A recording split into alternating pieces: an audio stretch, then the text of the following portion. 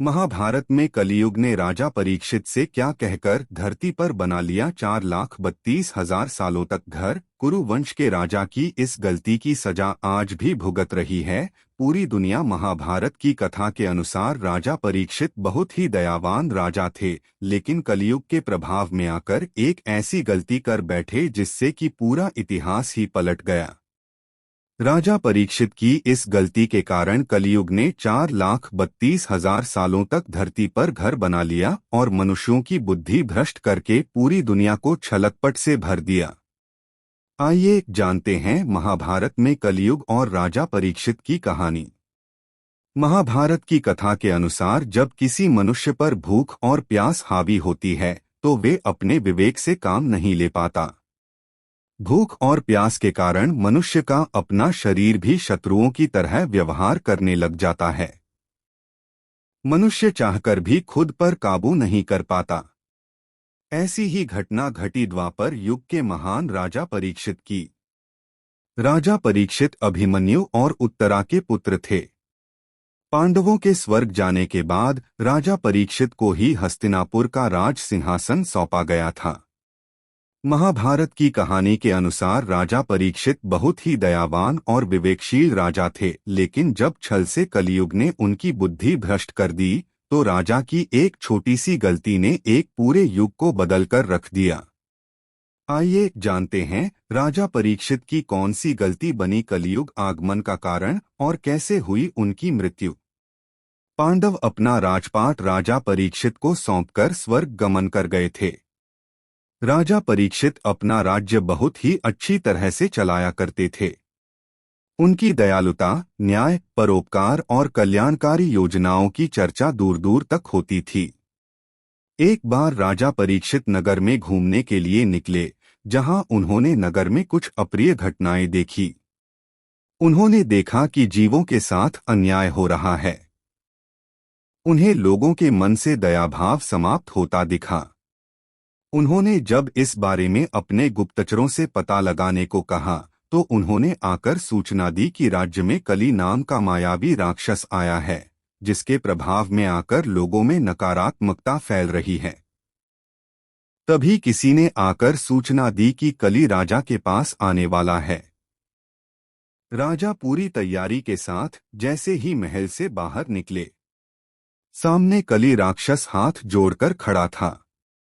कली को इस तरह से देखकर राजा परीक्षित अचंभित हो उठे।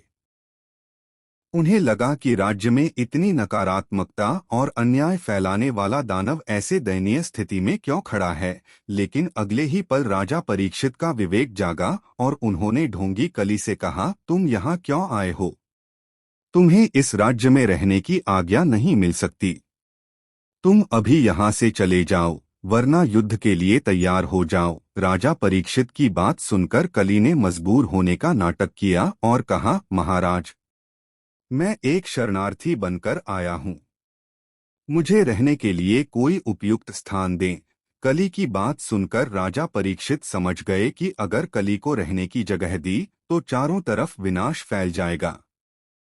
जब कली ने देखा कि राजा परीक्षित पर उसकी झूठी विनम्रता का कोई प्रभाव नहीं पड़ेगा, तो कली ने अपनी सच्चाई बताते हुए कहा, हे राजन, मैं आपको अपना सही परिचय देना चाहता हूँ। मैं कली नाम का कोई सामान्य राक्षस नहीं हूँ, बल्कि मैं एक युग हूँ। मेरा नाम कलियुग है। ब्रह्मा जी ने 4 युग बनाए हैं, सतयुग, त्रेतायुग, द्वापर युग और कलियुग। हर युग का अपना समय होता है। द्वापर युग के बाद अब मेरा समय आया है। मैं कलियुग का राजा कली हूँ। आप ब्रह्मा जी के नियम को नहीं तोड़ सकते। आपको मुझे स्थान देना ही होगा। कली की बात मानकर राजा परीक्षित ने कली को सीमित जगह दी, जहां वो रह सकता था। राजा परीक्षित ने कली को शराब घर, जुआ घर, कसाईखाना और वेश्यालय में जगह दे दी। अपने लिए जगह पाकर कलियुग ने राजा परीक्षित का आभार व्यक्त किया, लेकिन फिर कलियुग ने कहा, राजन, मैं रहने के लिए अच्छा स्थान भी चाहता हूँ। ये सभी जगह सीमित हैं। कृपया मुझे कोई चमकता स्थान भी दें।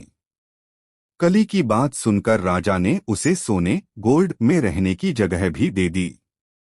जैसे ही राजा परीक्षित ने कलियुग को सोने में स्थान दिया, कलियुग तुरंत राजा के सोने के मुकुट में जा बैठा। कलियुग ने राजा की बुद्धि को प्रभावित करना शुरू कर दिया। कलियुग के प्रभाव से राजा का व्यवहार बदलने लगा। एक बार कली प्रभाव के चलते राजा परीक्षित पर शिकार पर जाने का भूत सवार हो गया और वे पीछा करते करते एक हिरण के कारण बहुत दूर वन में पहुंच गए। इस क्रम में राजा परीक्षित को भूख प्यास लगने लगी। भूख प्यास से व्याकुल राजा परीक्षित वन में एक आश्रम नजर आया, जहां ऋषि शमीक तपस्या में लीन थे। राजा ने ऋषि को प्रणाम करके पानी मांगा, लेकिन ऋषि तपस्या में लीन और मौन रहे। यह देखकर राजा को बहुत क्रोध आया और वो वहां से जाने लगे।